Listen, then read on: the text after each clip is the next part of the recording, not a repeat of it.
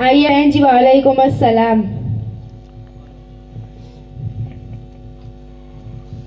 ये क्या बहन जी, हम आपसे मिलने आए हैं और आप मोबाइल लेके बैठे हैं।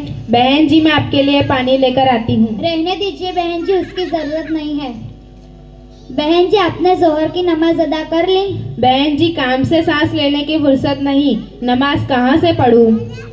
बहन जी, उस दिन तो आप कह रही थी कि हमें दिन की बहुत मालूमात है। ये कौन सी मालूमात हुई? आपका यही मतलब है कि जिन लोगों को काम नहीं होता वही लोग नमाज पढ़ते हैं। आपको पता है एक दिन में 5 वक्त की नमाजें फर्ज है। अरे बहन जी, एक दो वक्त की नमाज छूटेगी तो क्या हो गया? अस्तगफिरुल्लाह, अगर हम नमाज नहीं पढ़ेंगे तो कब्र में बड़े बड़े सांप और बिच्छू डसेंगे। हम तो अपने घर की छोटी सी छिपकली से डर जाते हैं और चीखो पुकार करने लगते हैं। उस अंधेरी कब्र के बारे में आपने कभी सोचा है? वहाँ हमारी चीखो पुकार सुनने वाला कोई नहीं होगा।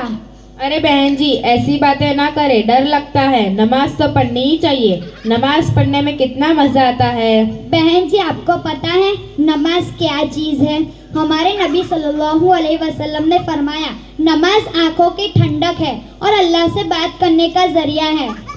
बहन जी, वादा करती हूँ अब वक्त निकाल कर नमाज अदा करूँगी।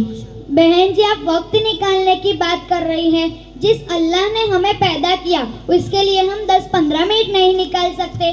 थोड़ी ना नमाज पढ़ने में 3-4 घंटे लगते हैं। हम घंटों के घंटों ऐसे ही गुजार देते हैं। हम घंटों के घंटों मेकअप में गुजार देते हैं। हम घंटों के घंटों स्मार्टफोन में गुजार देते हैं। हम घंटों के घंटों टीवी प्रोग्राम में गुजार देते हैं। अरे बहन जी, आपने सच कहा, हमारा सारा वक्त स्मार्टफोन और टीवी प्रोग्राम में ही निकल जाता है। बाकी दिनों में ऐसी बहुत सी औरतें हैं जो नमाज नहीं पढ़ती, रोज़ा नहीं रखती, ज़कात अदा नहीं करती। क्या उन्हें भी बड़े बड़े सांप और बिच्छू डसेंगे? हमारे नबी के फरमान के मुताबिक सबको ये सजा होगी और भी बड़े बड़े अजाब होंगे। इसलिए बहन जी, तौबा कर लो, तौबा। अरे बहन जी, आपने इतनी कीमती बातें बताई, नमाज के बारे में कुछ और भी बताइए।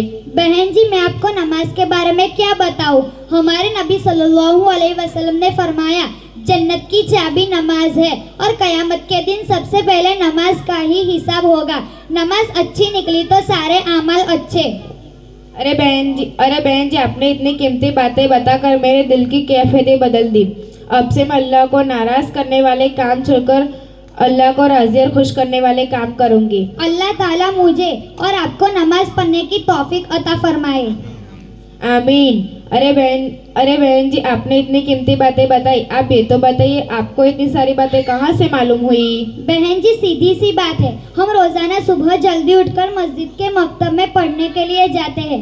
हफ्ते में एक मर्तबा बस्ती में औरतों में और बच्चियों में तालीम भी होती है। उसमें भी हम पाबंदी से शिरकत करते हैं, कभी भी गैर हाजिर नहीं करते। ये सारी बातें हमें वहीं से मालूम होती है। इन्हीं जगह से हमें दीन की समझ पैदा होती है। अरे बहन जी, मगर मेरे लिए मदरसे जाना बहुत मुश्किल है। मैंने तो मदरसे का नाम तक नहीं सुना। मैं तुम्हारे साथ कैसे चल सकती हूँ? बहन जी, आप फिक्र न करें, हमारी बस्ती की मस्जिद में ही मदरसा चलता है। आप हमारे साथ चलिए और अपना दाखिला करवा लीजिए, बहुत आसान है। लेकिन बहन जी, मेरे पास तो बुर्खा भी नहीं है। ये लीजिए बहन जी, बुर्खा पहन लीजिए और हमारे साथ चलिए।